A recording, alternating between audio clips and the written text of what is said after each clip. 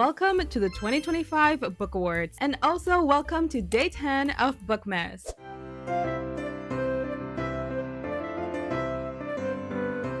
I'm gonna be your host, Nire, and in today's video, we're gonna be giving out awards to the books that I read during 2025 based on different categories. We have things like Best Dress, Weirdest Book, Ugliest Cry. Before we get started though, I wanna let you know really quickly that I got this idea, and most of the categories are gonna be in this video from Katie Witruk, who is another book YouTuber. So I'm gonna be linking her Book Awards video in the description down below. All right, so let's go ahead and kick things off with the first category, which is Best Dressed or Prettiest Cover. For this one, we have 3 nominees. The first one being My Name is Emilia del Valle by Isabel Allende. Next one is Babel by F. Kwang. And last but definitely not least, The Prison Healer by Lynette Noni. I absolutely love all of these 3 covers, and they're definitely, in my opinion, the most beautiful covers of all of the books that I read during this year. So they are the nominees for this category. Unfortunately, there can only be one winner, and the winner for this category is My Name is Emilia del Valle by Isabel Allende.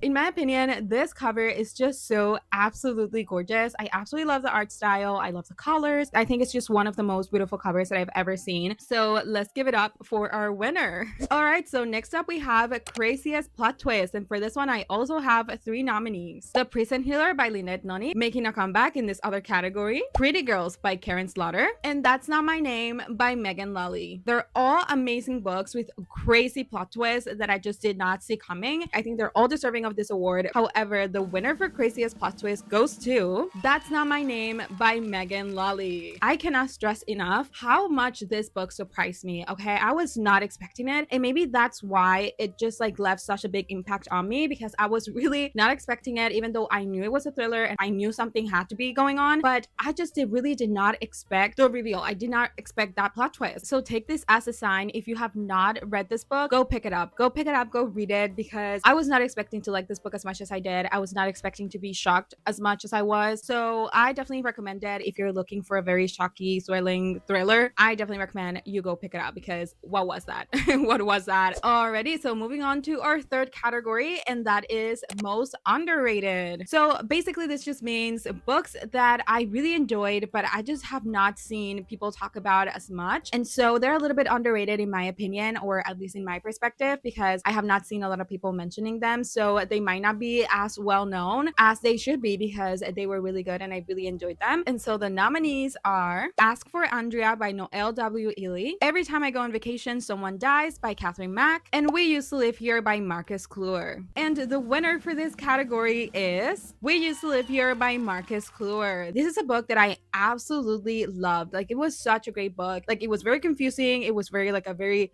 weird, trippy book for sure, and I'm still not 100% sure what I read. It was such an interesting and unique book, and I think that it's not as well known as it should be, especially being a debut novel. I am now so excited to read more from this author, because if this was the debut, I cannot wait to see what else this author comes up with, because I had a great time. I really enjoyed this book, so I definitely think that it deserves the Most Underrated Book Award for this year. Next up, we have the Ugliest Cry category, and for this one, we only have 1 nominee and 1 winner, because there is no competition. Not only have I not really cried that much while reading books in 2025, but this book, like, even if I did, I was not gonna cry as much as I did while reading this book. And so the winner for this category is Atmosphere by Taylor Jenkins Reid. You have no idea how much I cried while reading this book. I cried for multiple reasons. You know, I cried because I was sad, I cried because I was happy, I cried because I love the characters and I love the story, and I was just constantly crying. However, that ending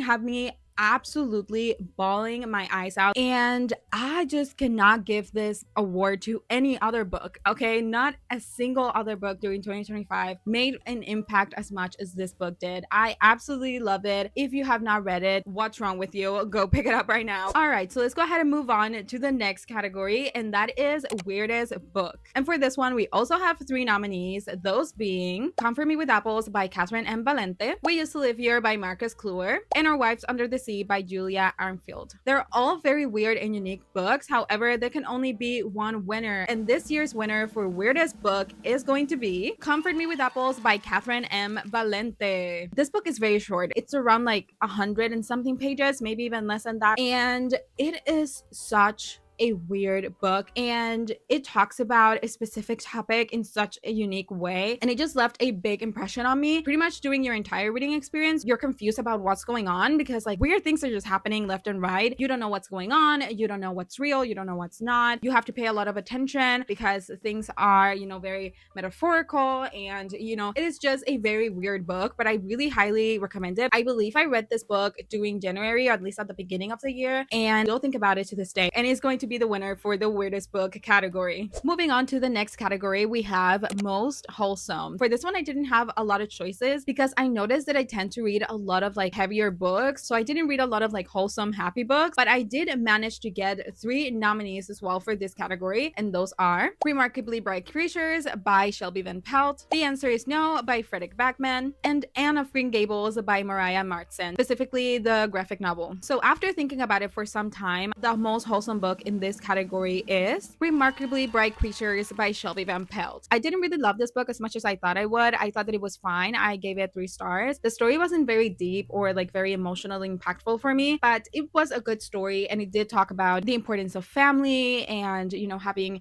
a support system and having people around you. I thought that it was, you know, a good wholesome story, and I think it is very deserving of this prize for sure, especially having the added element of the octopus point of view. I think that it definitely made itself to be like a very cozy, wholesome book. Even though I had a few problems with the characters and like the development of the story, I still think that it is definitely deserving for the award for this category. Similar to the ugliest cry, for this category, we only have 1 nominee, which means that we already have a winner, and that category is most likely to succeed, which basically it just means that the winner is going to be a book that is first in a series. And because I really enjoyed that first book, I really think that I'm going to really enjoy the rest of the series. And the winner for that one is Bride by Ali Hazelwood. I was actually very scared to read this book because I had never read a paranormal romance before, and so I was not 100% sure that I was going to really enjoy this book, even though it is written by Ali Hazelwood. So I didn't pick it up until now, and it came out like I want to say a year ago, and we already have a sequel to that book. So it did come out a while ago, and I just didn't pick it up, like I said, because I was a little bit scared. However, now I am so mad that I waited this long because I really enjoyed this book. It was a very fun book. I really enjoyed the romance and the characters, and I had a great time with it. So I am so excited to continue on with the series. The next one, like I said, just came out. It's called Mate, and so I'm really excited to continue on with the series because I surprisingly really enjoyed it. So it is most definitely the winner for the most likely to succeed category. Alrighty, so we have made it all the way over to the final category, and that one is Best New Author. So the nominees are authors that I had not read from before until this year, and I really enjoyed their books, so they could potentially be favorite new authors. And the nominees for this category are Megan Lully, Susan Collins, and S.A. Cosby. And even though I'm 100% sure that I'm going to continue reading books from all the authors that are in this category, the winner for this category is S.A. Cosby. I cannot believe that I have not